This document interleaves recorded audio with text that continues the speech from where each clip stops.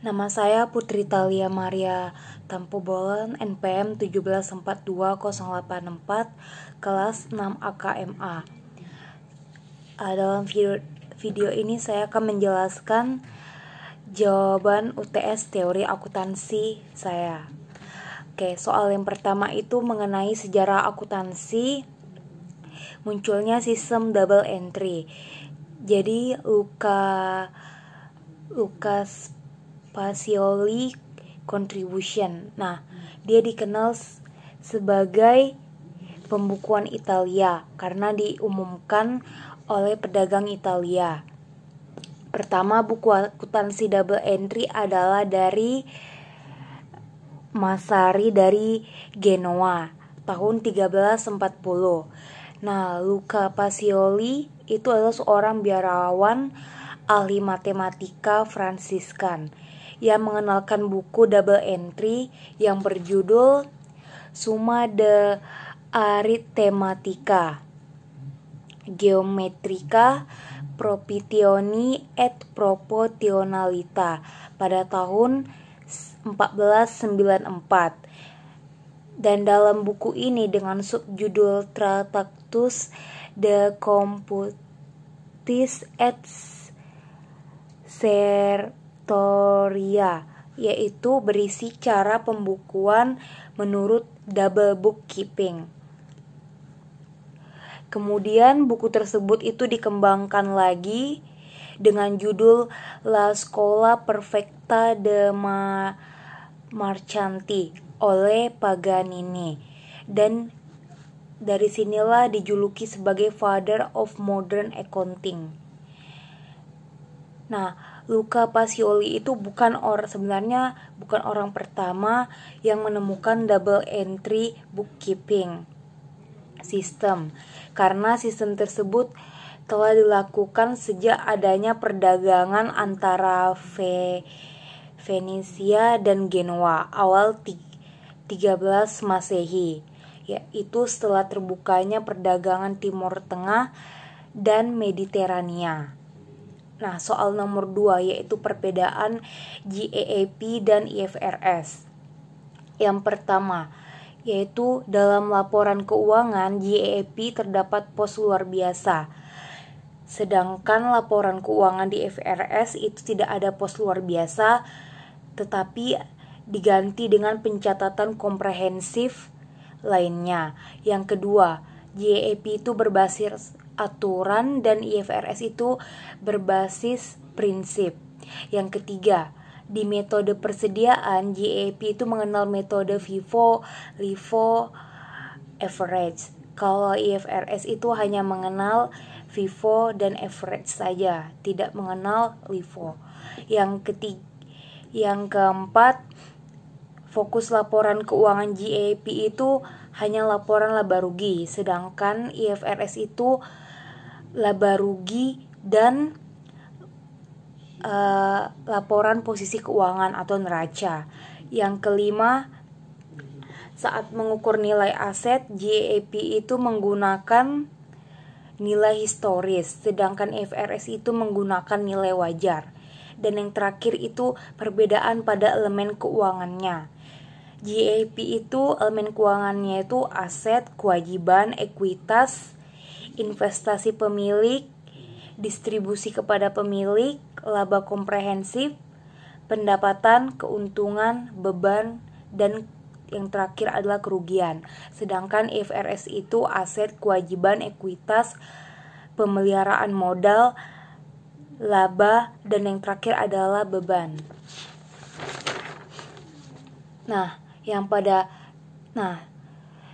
Pada soal nomor 3 yaitu adalah tentang 4 strategi untuk menerapkan sistem akuntansi di negara-negara berkembang atau maju. Yang pertama itu adalah pendekatan evolusioner, yaitu terdiri atas pendekatan isolasionis atas perbuatan standar di mana negara berkembang mengembangkan standarnya sendiri dan tidak ada gangguan apapun dari luar. Yang kedua yaitulah pendekatan transfer teknologi, yaitu akuntansi dapat diakibatkan dari operasi dan aktivitas kantor, akuntan internasional, perusahaan multinasional, dan para akademisi yang praktik di negara berkembang atau perjanjian internasional dan kesepakatan kerjasama yang meminta dilakukan pertukaran informasi dan teknologi. Yang ketiga yaitu adalah penggunaan standar akuntansi internasional, yaitu bergabung dengan International Accounting Standard Committee atau IASC atau badan-badan internasional lainnya yang telah diidentifikasi dan menerapkan ketetapan. Yang terakhir yaitulah strategi situasional. Itu dikenal sebagai pengembangan standar akuntansi yang didasarkan oleh analisis prinsip dan praktek akuntansi di negara-negara maju pada latar belakang yang mendasari negara berkembang tersebut. Dan yang keempat adalah conceptual framework IFRS, yaitu ada 3 level. Level pertama itu adalah tujuan dasar pelaporan keuangan. Nah, tujuan umum yaitu adalah menyediakan informasi keuangan tentang entitas yang berguna bagi investor modal potensial, kreditur, peminjam yang masa sekarang atau yang masa depan dalam pengambilan keputusan tentang penyediaan sumber daya entitas tersebut. Nah, level kedua yaitu adalah konsep fundamental. Itu terbagi menjadi 2. Yang pertama yaitu adalah qualitative karakteristik. Di dalamnya adalah fundamental qualities yang terbagi menjadi 2. Yang pertama relevan. Relevan itu informasi akuntansi harus relevan untuk memenuhi kebutuhan pengguna dalam proses pengambilan keputusan. Yang terdiri dari predictive value yaitu meramalkan. Yang kedua itu adalah confirmatory value yaitu menegaskan. Yang ketiga adalah materiality. Materiality ini tergantung perusahaannya yang menganggap sebuah materialitas. Yang kedua adalah faithful representation, yaitu adalah penyajian jujur, yaitu angka dan deskripsi yang dicantumkan di laporan keuangan sesuai dengan kenyataan atau benar-benar terjadi. Yang terdiri dari completeness yaitu kelengkapan informasi. Yang kedua yaitu neutralitas. Yang terakhir adalah free from error. Nah, yang kedua ini ada yaitu enhancing qualities, yaitu kualitas meningkatkan, yang terdiri menjadi 4 bagian, yaitu adalah comparability, daya banding, yaitu informasi akuntansi harus memiliki daya banding antar periode, antar perusahaan, yaitu untuk mengidentifikasi kinerja perusahaan tersebut. Yang kedua adalah timeliness, yaitu adalah ketepatan waktu, yaitu informasi yang disediakan harus sebelum informasi tersebut kehilangan kapasitas dalam kegunaannya untuk pengambilan keputusan. Yang ketiga adalah verifiability, yaitu handal, yaitu saat laporan keuangan diuji oleh pihak independen dengan metode yang sama akan menghasilkan hasil yang sama. Dan yang terakhir adalah understandability, yaitu adalah dapat dipahami. Laporan keuangan itu harus mudah dipahami oleh pengguna. Yang level kedua ini yang kedua adalah elemen, yaitu pertama aset, yaitu sumber daya yang dikuasai oleh entitas. Yang kedua adalah kewajiban kini entitas yang terjadi akibat kejadian di masa lampau. Yang ketiga adalah ekuitas, yaitu hak residual. Yang keempat adalah penghasilan, yaitu kenaikan manfaat ekonomi selama periode pelaporan. Dan yang terakhir adalah biaya, yaitu kebalikan dari penghasilan, yaitu penurunan manfaat ekonomi selama satu periode. Nah, Dan yang terakhir adalah level yang ketiga, yaitu konsep pengakuan, pengukuran, dan pengungkapan.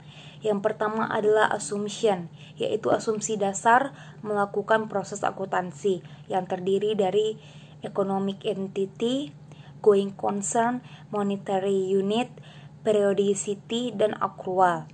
Yang kedua yaitulah principle, yaitu peraturan spesifik dalam melakukan proses akuntansi yang terdiri menjadi 4 bagian, yaitu adalah measurement, yaitu terdiri dari historical cost dan fair value. Yang kedua adalah revenue recognition. Yang ketiga adalah expense recognition. Yang terakhir adalah full disclosure. Yang ketiga adalah constraint, yaitu adalah cost constraint.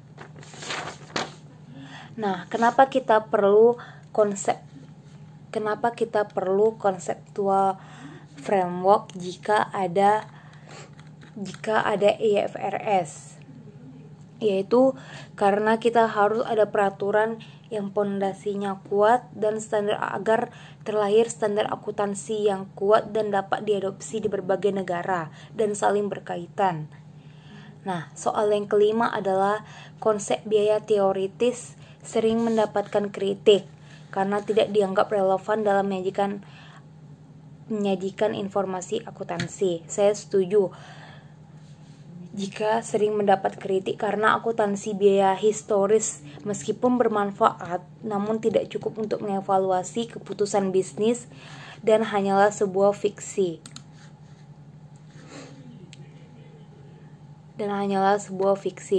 Terus dalam menyediakan informasi, dalam melaksanakan fungsi kegunaan, manajemen merupakan interpretasi yang terlalu sempit atas tujuan akuntansi. Nah, biaya historis kan menyajikan laba yang terlalu tinggi saat harga naik karena megavoset biaya historis dengan pendapatan sekarang. Hal tersebut dapat mengarah pada pengurangan kapital tanpa disadari, di mana kapital didefinisikan sebagai kemampuan perusahaan untuk memproduksi, bertransaksi, atau sebaliknya beroperasi ke masa depan. Yang ketiga adalah basis biaya historis, yaitu going concern tidaklah realistis. Dan yang keempat, penggunaan konsep penandingan tidak menghasilkan informasi yang relevan dan terpercaya. Sekian video dari saya, terima kasih.